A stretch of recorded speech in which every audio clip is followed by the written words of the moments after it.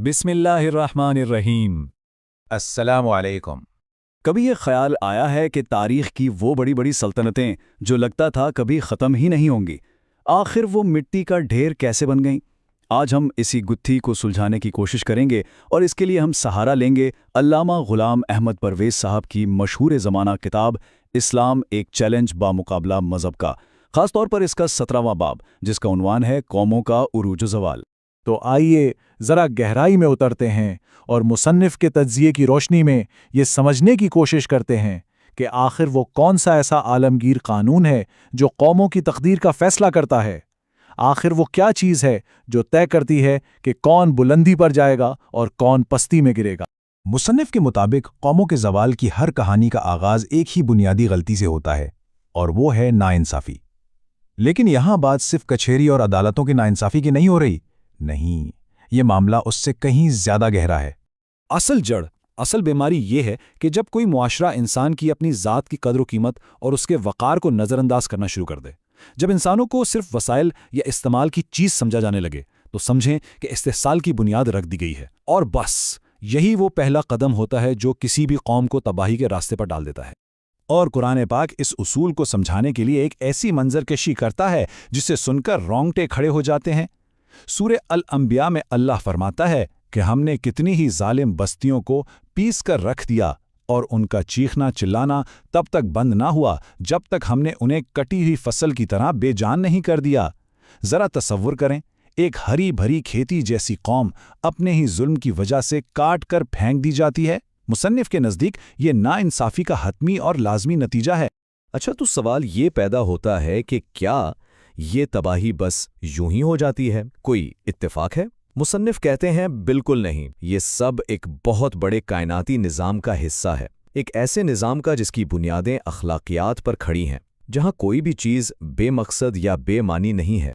इस इखलाकी निज़ाम की बुनियाद कुरान की इस आयत में है कि हमने आसमान और ज़मीन और जो कुछ इनके दरमियान है इसे खेल तमाशे के लिए पैदा नहीं किया। मतलब साफ है, इस कायनात की तख्लीक के पीछे एक बहुत संजीदा मकसद है। तो फिर वो मकसद क्या है? मुसन्निफ सूरह अल जाथिया का हवाला देकर बताते हैं कि ये कायनात एक ऐसे स्टेज की तरह बनाई गई है जहां कानून जज़ा सज़ा यानी लॉ ऑफ रिक्विटल पूरी तरह काम कर सके। सीधी सी बात है, अच्छे अमल का अच्छा नतीजा और बुरे अमल का बुरा नतीजा। ये उसूल फ़र्द पर भी लागू होता है और पूरी की पूरी कौम पर भी।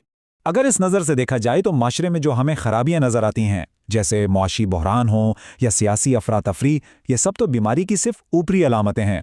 असल जड़, असल बीमारी, जैसा कि मुसन्निफ वाज़े करते हैं, वो इखलाकी निज़ाम से बगावत है, एक ऐसा रास्ता इख्तियार करना जो कायनात के बुनियादी उसूलों से टकराता हो। तो चलिए अब हम इस बहस के बिल्कुल मरकज़ी ख्याल पर आते हैं, वो अजीम कानून जो कौमों के मुस्तकबिल का फ़ैसला करता है, जिसे मुसन्निफ कानून मुकाफ़ात अमल या द लॉ ऑफ रिक्विटल कहते हैं। कुरान इस अटल कानून के लिए एक ख़ास इस्तिलाह इस्तेमाल करता है, सुन्नतुल्लाह, यानी अल्लाह का तरीक़ा।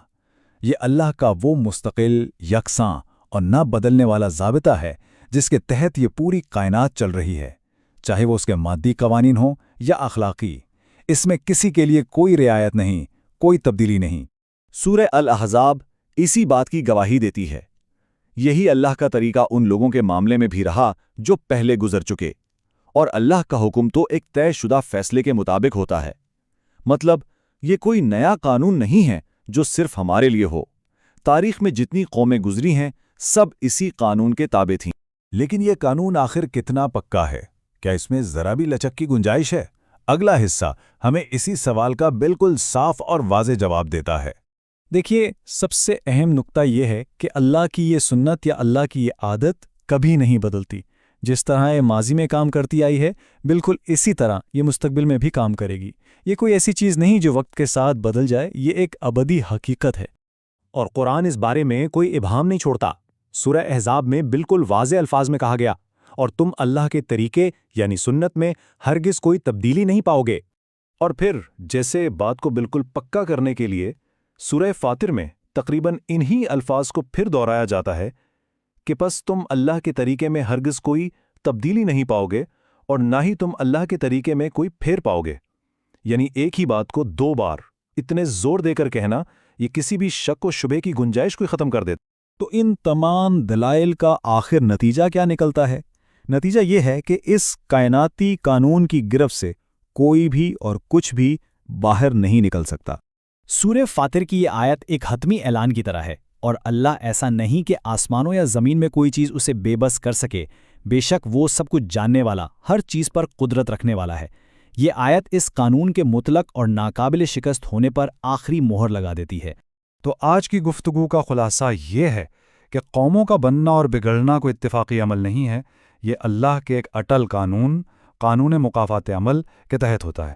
جو معاشرے انصاف اور انسانی وقار کو بنیاد بناتے ہیں وہ پھلتے پھولتے ہیں، اور جو ظلم اور استحصال کا راستہ اپناتے ہیں وہ آخرکار اپنے ہی بوجھ تلے دب کر فنا ہو جاتے ہیں۔ اسی سوچ کے ساتھ آج کا ہمارا موضوع یہاں ختم ہوتا ہے۔ اگلے موضوع کے ساتھ انشاءاللہ پھر ملاقات ہوگی، تب تک کے لیے اللہ حافظ۔